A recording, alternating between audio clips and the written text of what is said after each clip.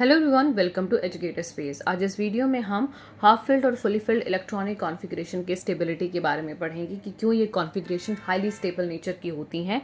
तो इनके पीछे जो रीज़न है वो पहला रीज़न है इनकी सिमेट्रिकल डिस्ट्रीब्यूशन। जो हाफ फिल्ड और फुली फिल्ड कॉन्फ़िगरेशन होती हैं वो आपकी सिमेट्रिकली डिस्ट्रीब्यूट होती हैं, यानी प्रॉपर इनकी सिमेट्रिकल अरेंजमेंट होती है, जिसके कारण ये स्टेबल होती हैं। क्योंकि जो सिमेट्री है वो हमेशा ही स्टेबिलिटी को लीड करती है, क्योंकि हमारे जितने भी इलेक्ट्रॉन हैं अगर वो सिमेट्रिकली अरेंज होंगे तो उनके बीच में जो रिपल्शन है, जो इलेक्ट्रॉन और इलेक्ट्रॉन के बीच में रिपल्शन होती है ड्यू टू सेम चार्ज, आपके पास उस जो रिपल्शन है उसको कम किया जा सकता है और स्टेबिलिटी को इंक्रीज किया जा सकता है। सो दैट्स वाई हमारे पास जो हाफ फिल्ड और फुली फिल्ड कॉन्फ़िगरेशन होती हैं they are highly stable in nature. दूसरा हमारे पास रीज़न होता है एक्सचेंज एनर्जी का। बेसिकली क्या होता है, जब हमारे पास ऑर्बिटल है, जैसे डी में 5 ऑर्बिटल हैं, पी में 3 ऑर्बिटल हैं, कि जितने भी आपके पास ऑर्बिटल आप देख रहे हैं उनकी जो एनर्जी होती है वो बिल्कुल सेम टू सेम होती है। और ऐसे ऑर्बिटल जिनके पास सेम एनर्जी लेवल हो उन्हें हम बोलते हैं डी जनरेट ऑर्बिटल।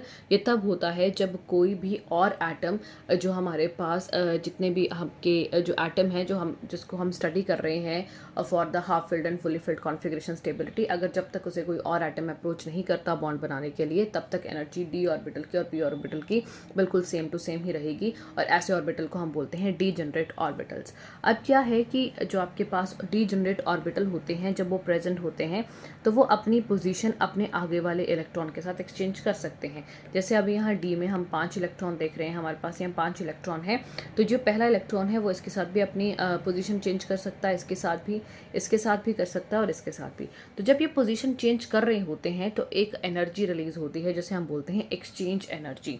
और यही जो एक्सचेंज एनर्जी जितनी ज़्यादा रिलीज होगी, जितनी ज़्यादा मैक्सिमम अमाउंट में रिलीज होगी, उतना ही हम आपको क्या मिलेगी, स्टेबिलिटी मिलेगी।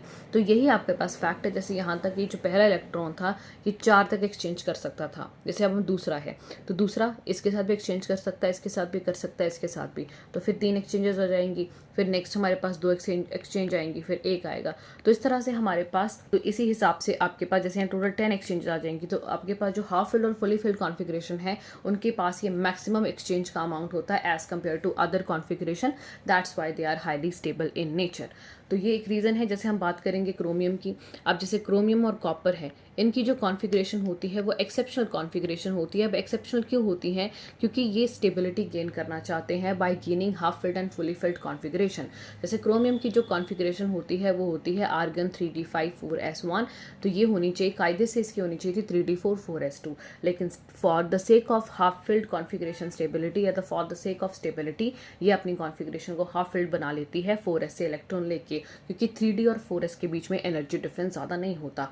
जैसे हमारे पास कॉपर है तो कॉपर भी ये चीज़ कर सकता है, तो कॉपर की जो कॉन्फ़िगरेशन होती है वो होती है आर्गन 3d10 4s1। तो यही रीज़न है कि आपके पास क्यों कंपाउंड हाफ फिल्ड या फुली फिल्ड कॉन्फ़िगरेशन चाहते हैं, या क्यों हमारे एटम हाफ फिल्ड और फुली फिल्ड कॉन्फ़िगरेशन गेन करना चाहते हैं, क्योंकि उससे आती है स्टेबिलिटी। और कोई भी चीज़ रिएक्ट क्यों कर रही है, उसके रिएक्शन का एक ही मकसद है, स्टेबिलिटी पाना। होप सो आपको ये वीडियो हेल्पफुल लगी होगी। अगर आपको ये वीडियो हेल्पफुल लगी है तो इसे ज़रूर शेयर करें। चैनल पर नए हैं तो चैनल को सब्सक्राइब करें और आने वाली वीडियो की नोटिफिकेशन के लिए बेल आइकन पर क्लिक करें। Thanks for watching.